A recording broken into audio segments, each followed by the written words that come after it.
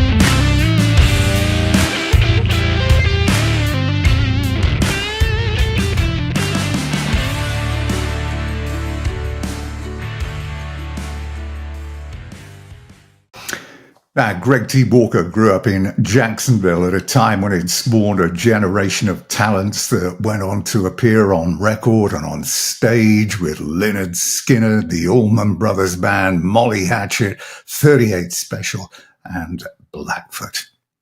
Greg's latest band is called TwoWolf. It's been around for a few years, but with all the issues surrounding COVID, everything was pushed back until now, that is. They finally released their debut album. Live dates are being added, and a follow-up is already being discussed following the success of this release. I met up with Greg at home this week to talk about the new album and to look back of those incredible successes that Blackfoot had between 1979 and 1985.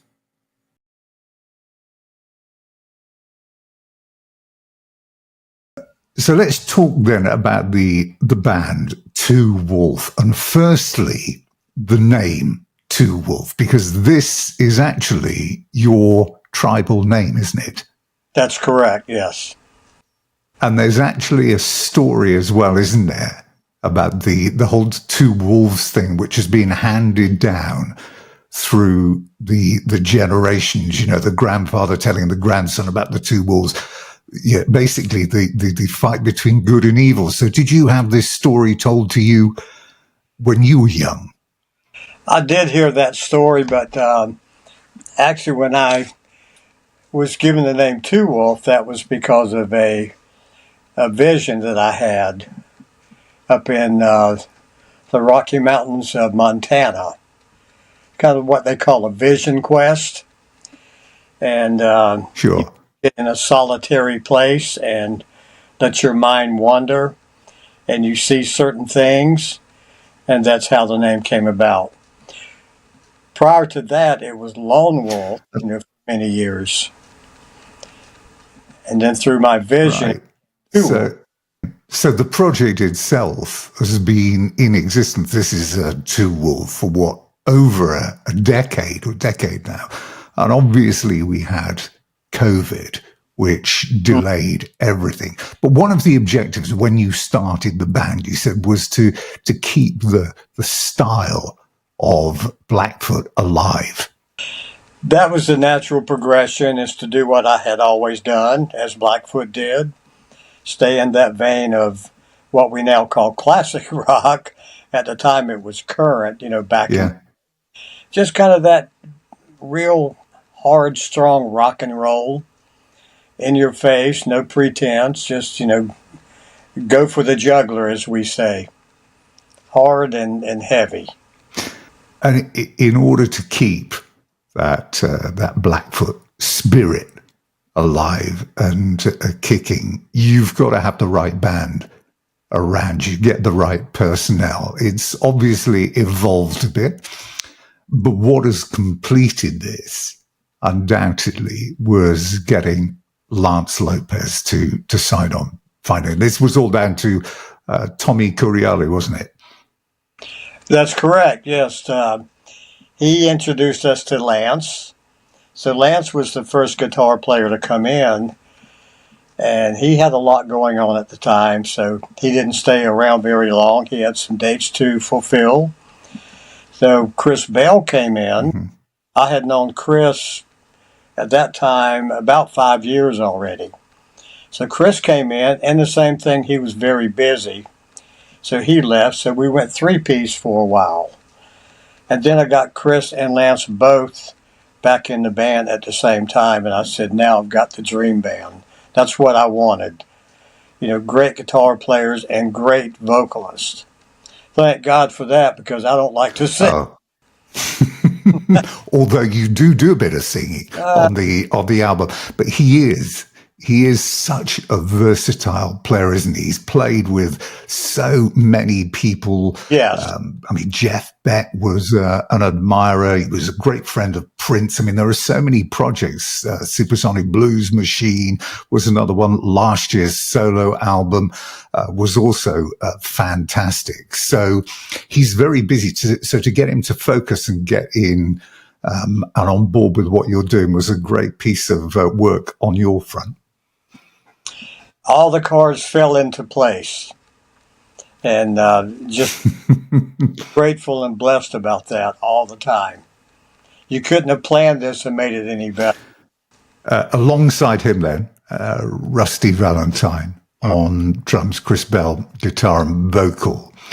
And if you don't know him, and people might not know him, then his bio gives a great line, and it says simply, he's a guitar slinging force of nature.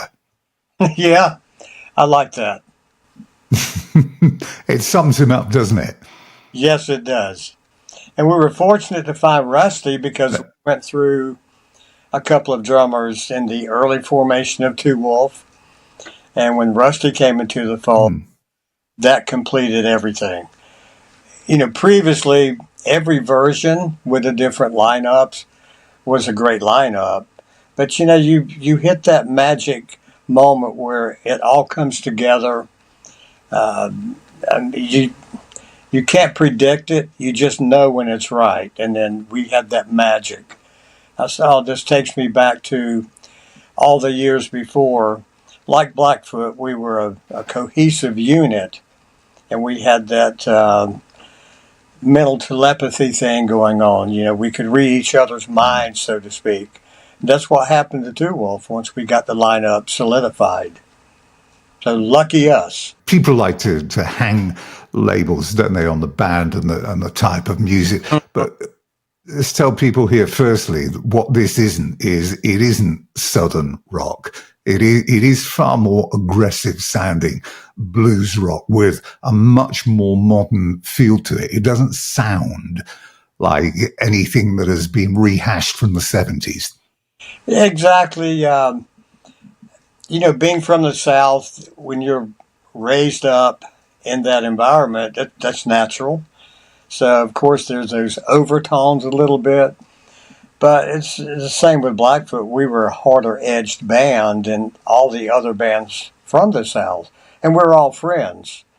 A lot of us had known each other in our youth, literally. And we just wound up in different bands. But, yeah, we were the harder-edged, more rock band of all the Southern rock, so-called Southern rock that came out.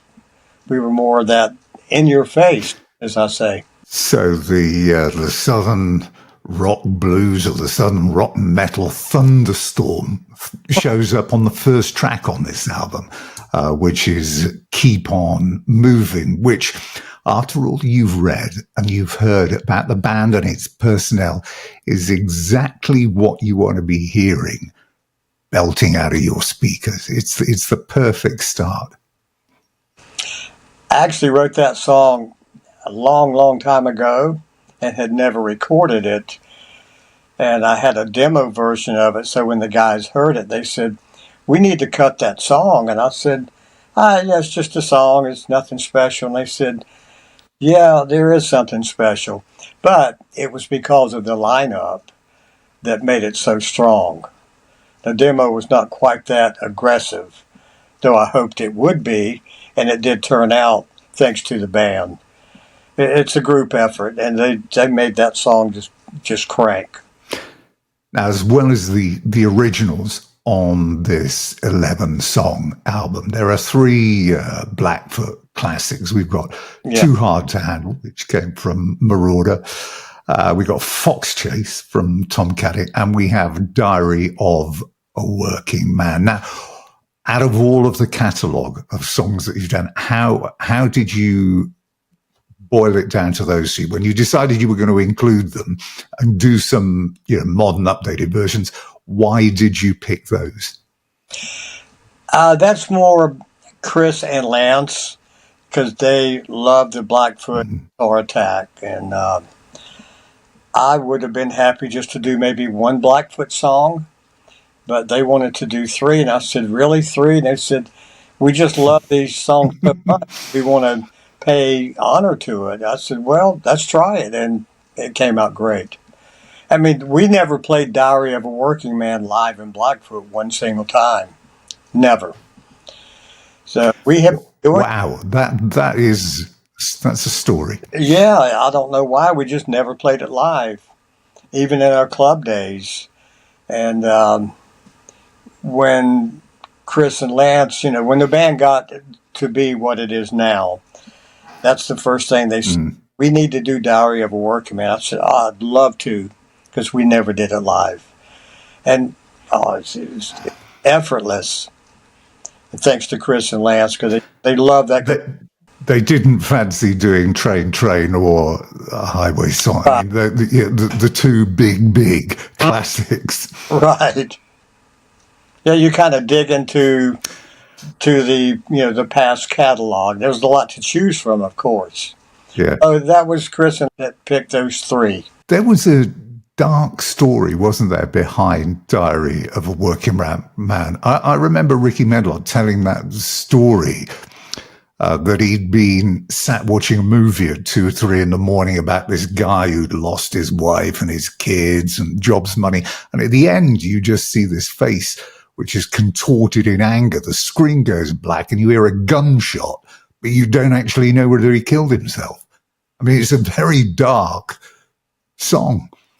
Yeah, the last line in that song is, "So ends the Diary of a Working Man," and it leaves it open.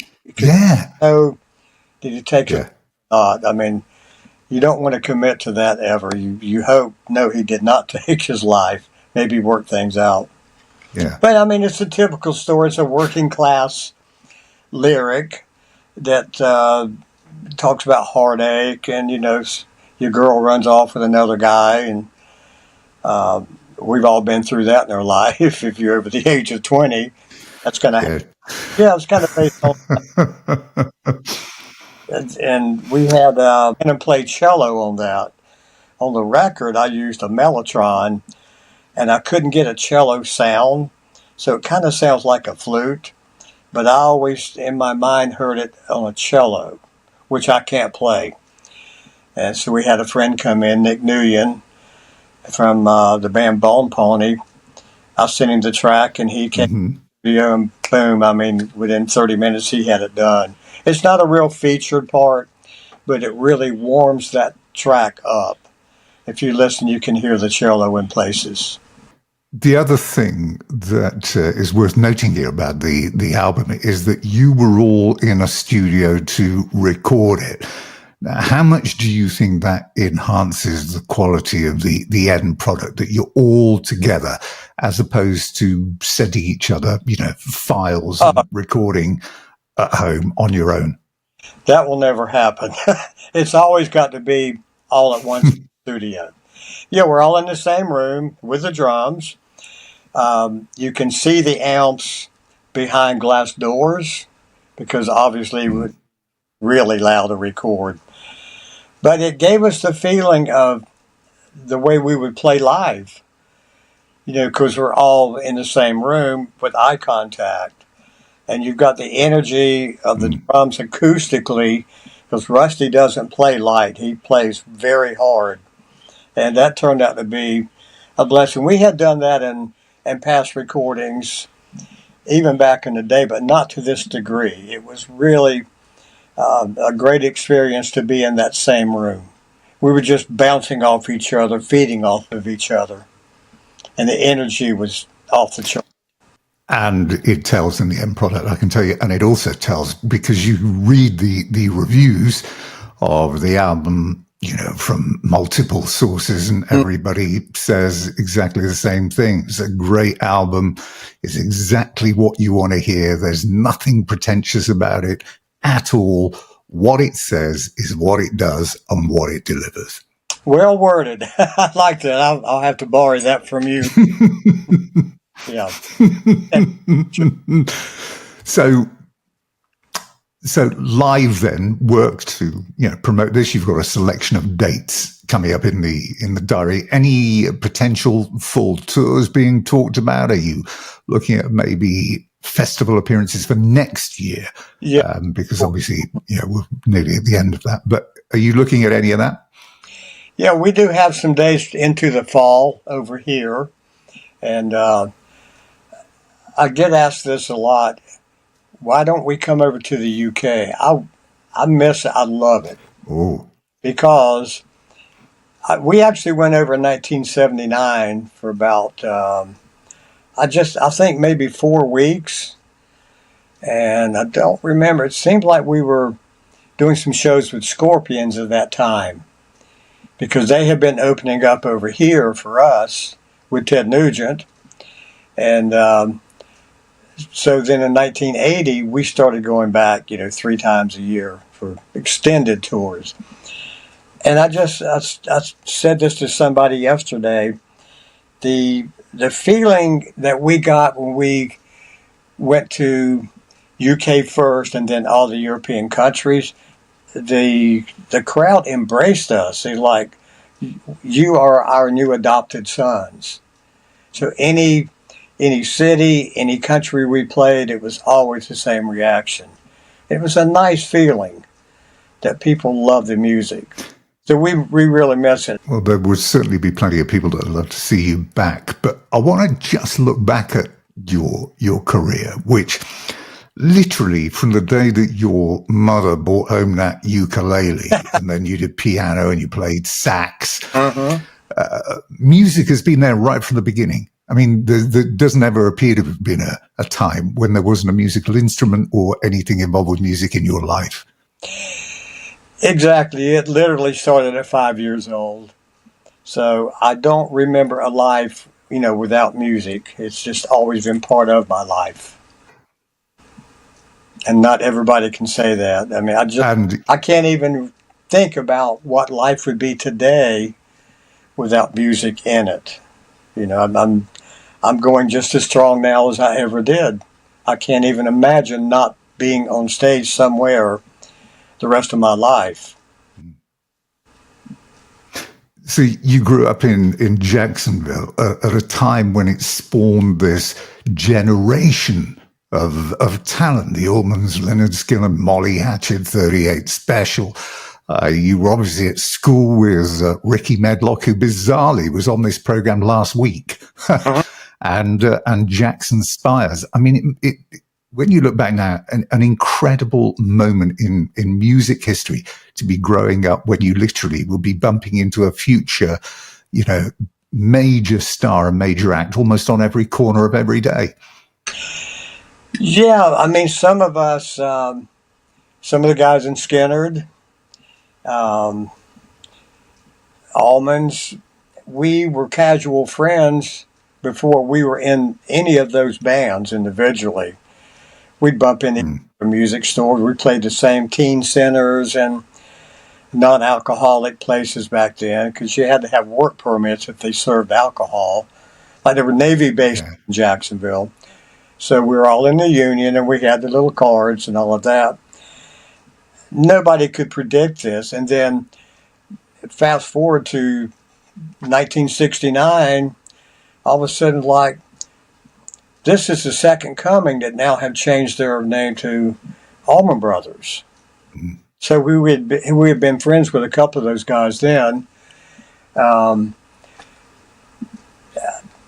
Dave Lubeck and I from Hatchet, we'd been friends since the 8th grade. Leon Wilkerson, about the same time. We were musical friends in different bands. Then when I joined Skinnerd in the end of 71, we were already friends. So my time in there was a great experience. And I simply left to reform Blackfoot because I really missed Blackfoot. People ask me, did I ever regret leaving Skinnerd? I said, no, not at all. It was a conscious decision. I wanted to reform Blackfoot because I started it along with Ricky and Jackson and Charlie, and I wanted to get back to that and pick up where we left off and take it as far as we could. And we made a little bit of a impact, in the music world after that.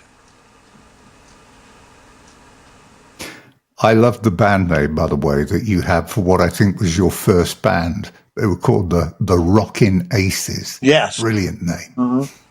I've still got the drum. To this day, it's out my storage. Oh, fabulous. It's a wooden bass drum with 4 lugs. That's it, just 4 that holds the heads on. And they're calfskin heads. That's all you had back then. So we took a ruler and a pencil, and carefully, this big block letter says, The Rockin' Aces. I've still got that bass drum. Love it.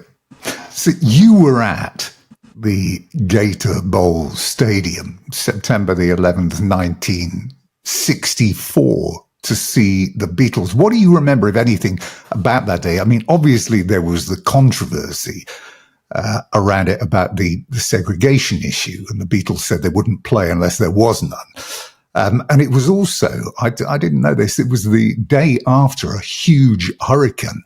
So Ringo's kit literally was nailed to the stage. But what do you remember about what was obviously an amazing day? I was reminded of that segregation issue recently, but I don't remember that being an issue. Probably wasn't open to understand it anyway. I can tell you that looking down at that stage and all the screaming girls around, I don't know how many tens of thousands of people were there. It was total pandemonium. All you could hear was screaming. You couldn't hear a damn note or a word that the Beatles played and sang. It was just crazy. And Roy Orbison was on the bill. And I already knew who he was because he had some hits as well. And I just remember looking down at that stage, and the girl I took with me, I think I mowed yards to buy those tickets. They were $5 a piece. That was a lot of money, when you're like 12 years old. And I said, that's what I want to be when I grow up. And she said, what? And I kept pointing to the stage. I said, that. Because what is that? I said, that. Be in a band like that. And she says, you've been in a band since you were 10, with Ricky and Jackson. I said, I know, but I want to be that, meaning big time as a career. And, 20 years after graduation, she sent me a note and she said, you stuck to your goals and you achieved it when everybody else wanted to go to college. They said, what are you going to do? And I said, play in a band. It's all I've ever done. I have no desire to get a degree in anything, though I did years later. I just did that because I wanted to learn other things about, life. But what a life-changing moment. Mm. I've got a clock over here with a friend made me with a vinyl. The bottom half is a real vinyl record, and it's got a little plaque and it has Yeah, yeah. it's a special gift. Yeah, huge Beatles fan, number one. 73, the classic Blackfoot lineup emerging after your time in New York. Now, the name Blackfoot, again, first up it was Hammer. They existed. Then you were going to be Free, and Paul Rodgers releases All Right Now. Mm. Blackfoot is actually a plural, isn't it, of Black feet, which is, again, goes back into your heritage that the Blackfeet Indians actually existed. Yeah, that's a Plains tribe, out in the northwestern plains, that whole Plains culture, the Cheyenne, the Crow, and others. Yeah, yeah. But we were watching a Johnny Cash variety show in New York City on a Sunday evening. And, we had to change the name of the band, as we had just done, as you said. And Johnny Cash always featured tribal leaders from different tribes around the country on his once-a-week variety show. This happened to be the Lakota Sioux, and it was a Blackfoot band. There's like many bands of the Sioux.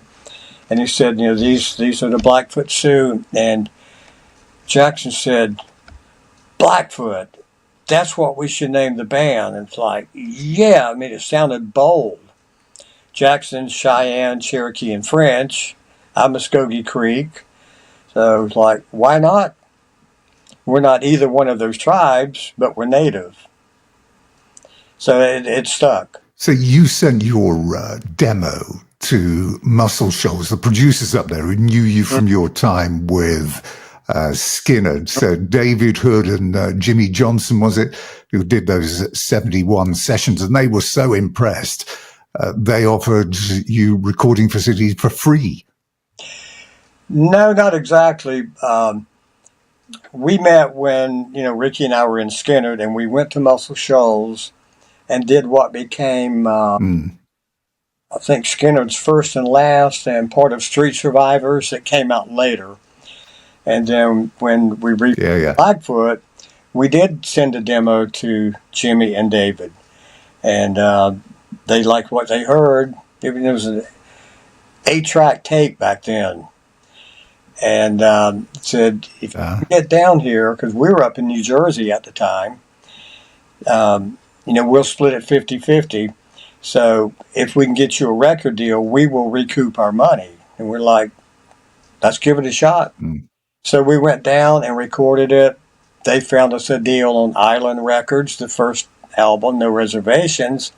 Mm. Next year we went back, and we were on Epic from CBS.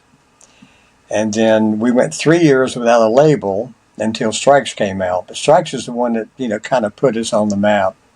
But No Reservations is still my favorite album to this day. I mean, partly because it was the first. Oh, wow. A lot of energy on that. Mm. So, yeah, I love that. I listened to it a while back for the first time in years. I said, I forgot how much I love that record. As good as the album is, obviously, it was always a lot about the live performance, the live event with you. And one of those moments of fate was New Year's Eve, wasn't it, in 77. Ali Nyali, manager of Brandsville Station, was there, saw a gig, took you on, got the deal with Atco Records, and then along came Strikes. Train, Highway Song, and the rest is history. Yeah, his sister, Al's sister at the time was, I think, vice president of Atco and wound up president later on. So that gave a foot in the door, as they say. And so it was at least listened to and fortunately liked. And then, it led to a deal. And yes, that was Strikes. You were, as you said a few times, always lumped together as Southern rock, but it was a bit more Southern metal. And you were always heavy. It was to do with the influences, your influences. Jeff Beck, Yardbirds, Kinks, Peter Green, and the Beatles, obviously. Uriah Heep, Wishbone Ash, Deep Purple. We were listening to them when nobody had heard of them over here yet. 1969. And people thought that was our original music. No, it's a band from England. Most of them was UK. And here I am, still friends. The tours that you were on in these times in the 70s and the 80s, incredible tours with just about every major act. But the one thing that stood out, there was a lot of international acts.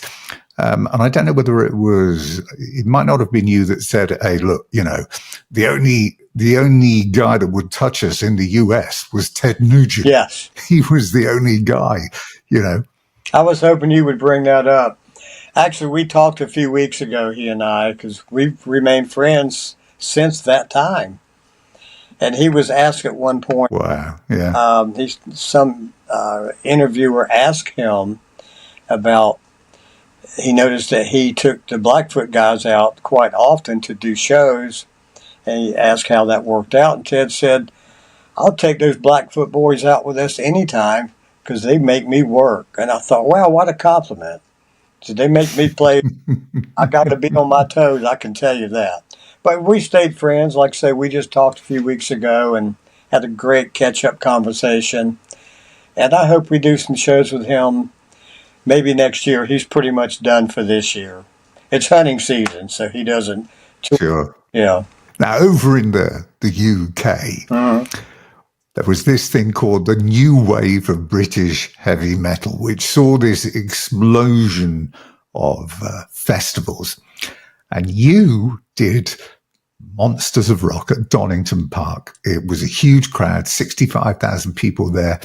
AC/DC, Whitesnake, Slade, who were back on form as well.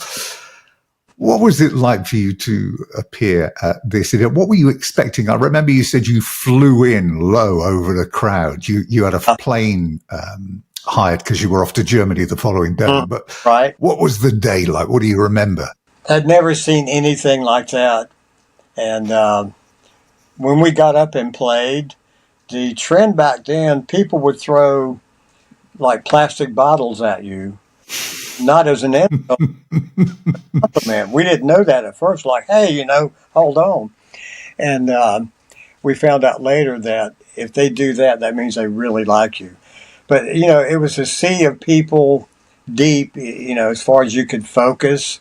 Everybody was rocking. And it was a great lineup of the bands you mentioned.